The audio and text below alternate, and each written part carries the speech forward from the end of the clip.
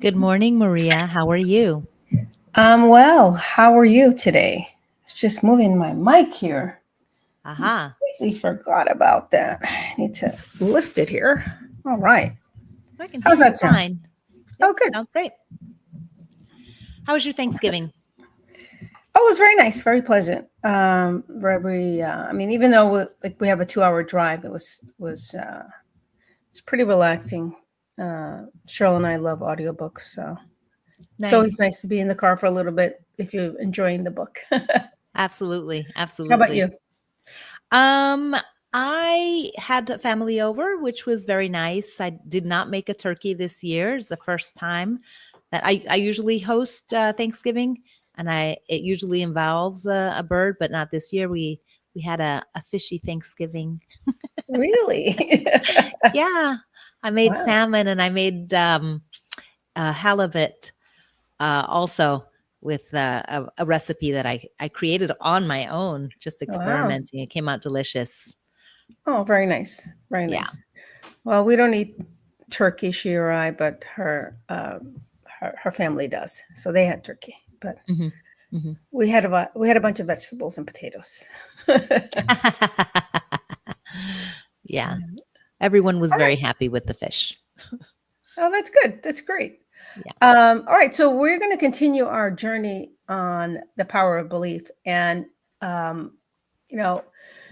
one of the reasons that we're focusing right on the power of belief is because it has such a huge impact on how your life unfolds, because it can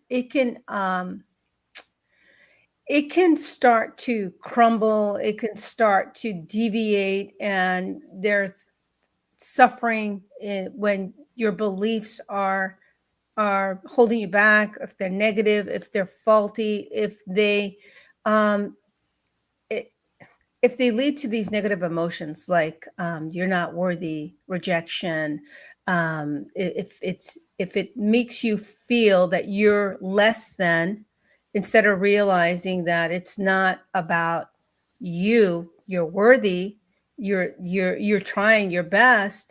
It's more about being misaligned with the journey that you're on, and it's not about who you are as far as your worth, right? And so they can hinder what you see in your reality, and you can miss opportunities because you're not focused. You're focused on yourself and the negative beliefs, instead of focusing on the reality and what the opportunities may be that are right there in front of you. So your beliefs can open doors for you, or they can keep doors closed. Absolutely. So, I mean, something that I tell my clients is that, it's that old, is it a Henry Ford quote? Here I go again. If you believe you can, you can. If you believe you can't, you're right. It's like your beliefs are the drivers of your behavior. And so if you don't believe that you can achieve something, then you're not even going to try. You're not going to take the actions related to having that achievement. So then you won't achieve it. So you won't even attempt it. Right. No, you won't take the first step. And so being aware of what your core beliefs are about yourself, your worthiness, your value, what you can accomplish, and who you are in the world and who you can become in the world, that's essential. That's like 101. You have to look at your beliefs, but it takes time to get comfortable and feel the safety in being able to be vulnerable and willing to kind of excavate those beliefs, where they came from, how they manifested. But it's essential to look at your beliefs. If that's not work that you're doing, and you're unhappy in your life and your outcomes and what you're doing where you are, then I suggest that you look at your beliefs. Right, because they're the ones that are keeping you stuck. These beliefs are basically underneath the stories that you tell yourself of why you can't, why you won't, and why everything is happening to you. And so when you reframe these negative beliefs, you'll start moving faster than you could ever imagine. Because once you remove that roadblock, that belief, that's when you start really taking off. Right. Beliefs as barriers. Absolutely. Absolutely. Yeah. So let's begin. We're going to continue with fear and insecurity. And the first one, I'm afraid of success. And sometimes people are afraid of success because they think that they're going to be seen differently, right? You feel like people won't be happy for your success, or that you'll be rejected because of your success, or that there's a increase of expectations from other people because you're successful.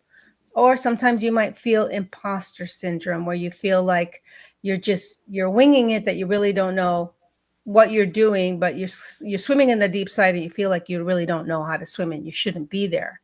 And a lot of that is just another misalignment with what's going on. Because if you're there, there's some merit, right? There's a reason that you're there, and you'll be able to either swim in the deep end, or you'll need help swimming in the deep end. But there's no reason for you not to be in the deep end. And when I say help, it could be that you resource yourself, or you allow others to help you along the way as you continue on your journey. And this being afraid of success, it could be other things as well. You might feel that you're going to lose control, or you're going to disappoint other people. But if you can reframe that fear of success and take a look at why you're afraid, and just flip it, like, success, it could be a reflection of your growth and not a burden. Or, you look at yourself and say, I'm capable, and I'm thriving in success. But the thing is to uproot that doubt and reframe that doubt, so that you can have pride, that you can have some gratitude for the journey that you're on, that you've succeeded. Be proud of yourself that you took the risks that were necessary in order to get to the level that you are, and that you're willing to take these risks, and that you deserve the gains that you have from success, whatever they might be. Mm-hmm. Absolutely. I'm afraid of letting people down. Now, this can arise from a desire to please others, or a fear of rejection. But this is a misconception that people have, that their value, their worth, is tied to meeting other people's expectations. So, it's important to honor yourself and honor your own needs, and step out of the tendency to please others or fear their rejection because you've disappointed them or you've let them down.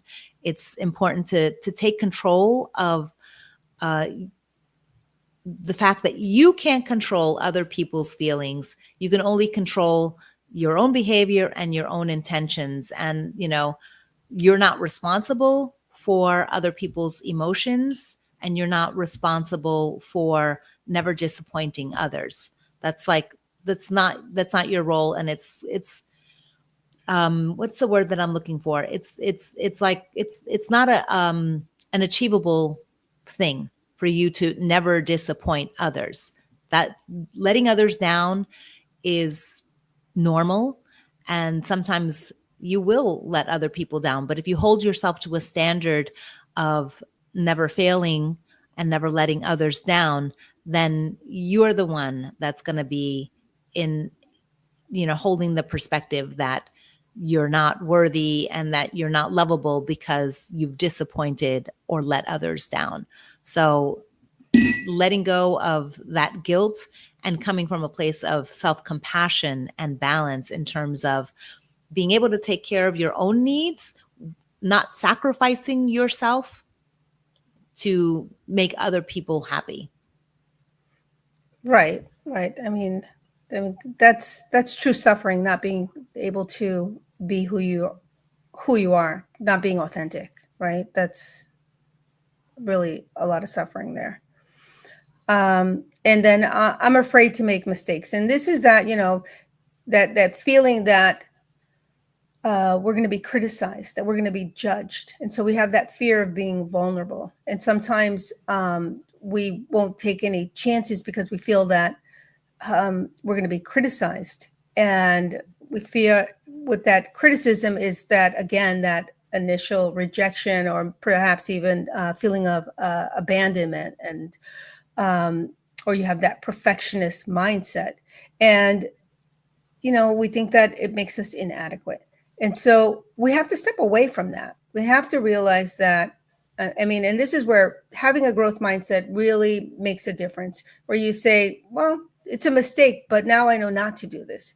It's going to help me grow. It doesn't define you. And so many of us, collapse these things together where we think that if we don't get it right, that it means that we're not worthy. And it has nothing to do with that. It just means that you didn't know and now you know.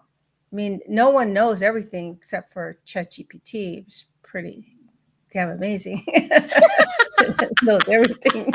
But we're not artificial intelligence. Well, and I think it's important to acknowledge and be aware of the fact that, mistakes are a part of being a human being. We all make mistakes. Don't hold yourself up to some crazy standard and, have your mistakes or your failures be a reflection of your worthiness and your value. Everybody makes mistakes. No one is perfect. It doesn't exist. And, they're an opportunity for growth, right? Absolutely. And, people have this feeling of shame when they make the mistake. And then we have other people that shame us for making mistakes. And both of those are unacceptable, because the person that shames you or humiliates you for making a mistake, that's like, the poor man's self-worth. Humiliating you makes him think that he's better than you or she is better than you. And you just have to acknowledge, if somebody's shaming you and humiliating you, look at the source and just reflect and think, what? That's where they are coming from, but I'm just growing. Now I know this, and I don't have to worry about not knowing it. It's a misalignment of what's happening. It's not about your worthiness. It never is. You were going to add something. Well, I mean, you brought in this conversation of others shaming, right? And it's if you have someone in your life who does that, then recognizing that that's their behavior, that's their responsibility, but you don't have to let it in. Right. Because that's like, no, you are not obligated to listen to someone who has super outsized expectations or is a perfectionist and is shaming you for not doing things to their exigent standards. That's BS. And so hear me now, just like, don't let it in. Just be like, pin that tail on the donkey, man. I love that.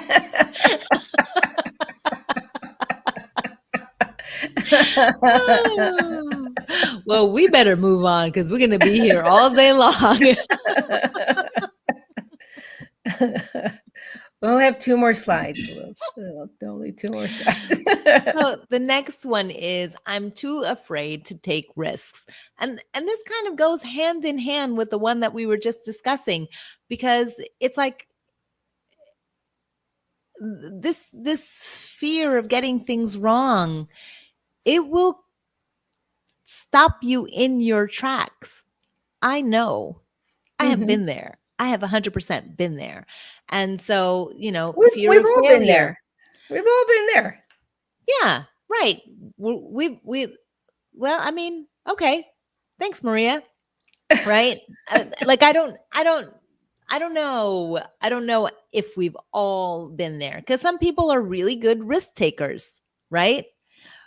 Right, but we've all failed at something. Right. Yeah. But, having the awareness that taking risks opens doors to growth and new possibilities. This is an avenue for growth, for expansion. So not taking risks, not taking calculated risks, you're holding yourself back. You are tethering yourself to the place where you currently stand by not taking the risks, by not seeking that growth and that expansion, by doing something that's outside of your comfort zone, right? And so risks are necessary for growth and for achieving your goals. And it can really lead to rewards and self-discovery. But if you happen to fail, if you take a risk and you fail, it's okay, because whether it ended up well or not, there's still gain there. If it was a successful venture, then yay, it was a successful venture. If there was failure, then there was growth, there was learning, right? Right. And that's absolutely right. And you'll get up, you'll try again, and you'll be that much better at it. So don't hold yourself back by being too afraid to take risks. Overcome that fear and transform it into, confidence and excitement, because it's growth. It's growth and expansion. Absolutely. And then, of course, this next slide goes right along with the same theme, because this is the theme that we're covering, fear and insecurity and facing that. And one of the biggest things that, we all have this, we're a little, afraid of the unknown, because we don't know what to expect, right? And so one of the things that I imagine is that we all have a set of tools and resources that have taken us to where we are right now. Those tools and resources don't just drop off. You still have those tools and resources, and you have to know that, if there's nails, you have a hammer. If you need rope, you have rope. And it's like you have these skills that you've been developing, and you've been developing them because you've taken these risks. And so that's how it's like those video games, right? You get the resources from taking the risk. You get the additional stars or whatever, because you've taken certain risk. And that's how life is. You take these risks and you resource yourself, and you put them in your bag, you put them in your toolbox, right? And so you go from having this anxiety to having more hope and curiosity, and knowing that you're going up to the next level. Every time you're doing something, you're taking a risk, you don't know what's coming, but you're going to keep trying, and you're going to have more hope and have more curiosity, because those are the things that are going to help you to move forward, right? Sometimes you have to understand that being wrong can sometimes lead to the freedom that you're seeking, the goals that you aspire to, and you just can't get anywhere without experiencing the unknown. Everything is an unknown if you've never done it before. Every little thing, the first day of class, the first day of college, the first date, everything is an unknown until you experience it. And a lot of these things, you look at them with hope and curiosity.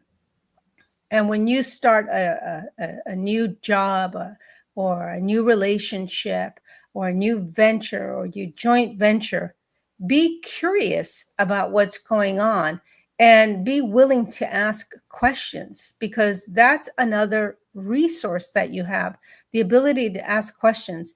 And we live in an information age. We can Google many things. You don't know a word? Google it. Every type of job, whether you're an insurance broker, a commercial real estate broker, a stockbroker. I like the word broker. Whatever you're doing, you're learning a new vocabulary. You're learning that system. If you haven't done it, what you have to do is gear up and study. But you're gonna have mistakes. People are gonna know more. There's gonna be people that are really jerks, and they're gonna try to shame you. It just, you're on your path. Just stay on your path, and no, it has nothing to do with how worthy you are. And the people that reject you, they reject everybody. Don't worry about it. Those people, you can't win negative people. You just forget about them. It's just like, it's like, don't allow them in. Yeah.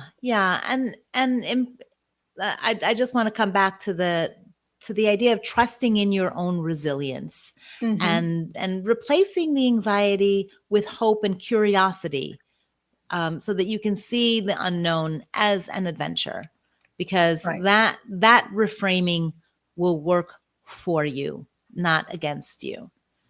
Right. And you have to begin from a place where you trust yourself, and trusting yourself is keeping your promises and understanding yourself with compassion and forgiveness for all of the mistakes that you've made in the past, and look at the lessons and just focus on the lessons, because we're all on a journey and we're all making mistakes, and we all need to have a little bit more compassion for ourselves and other people, and a lot of forgiveness, and a lot of letting go of your past, your baggage, and even of people that hold you back. Absolutely. All right. Yeah. So I was just going to close with, if anyone listening needs support, please reach out to us. We're here to help. You can receive personalized support from either Maria or myself to begin your journey to a more empowered life. Yes. Have a great week, everyone, and we will see you back on Thursday.